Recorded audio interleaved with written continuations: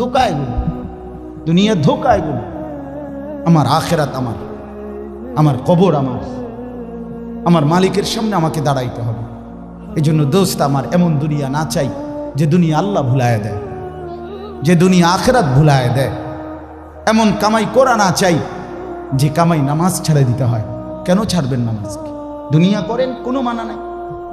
আল্লাহ তাআলা দুনিয়া বাদ দিতে নিষেধ করছে। দুনিয়া বাদ দিলে আপনি নেক আমল করবেন কেমনে?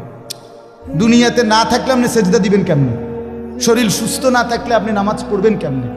হ্যাঁ, তাইলে দুনিয়া অর্জন করতে, কামাই করতে নিষেধ করে নাই, আল্লাহকে ভুলতে নিষেধ করছে, আখেরাত ভুলতে নিষেধ করছে, হারাম করতে নিষেধ করছে। আল্লাহ বলছে হালালের মাধ্যমে বান্দা আমি তোমার সমস্ত জরুরত পূরণ করতে সক্ষম।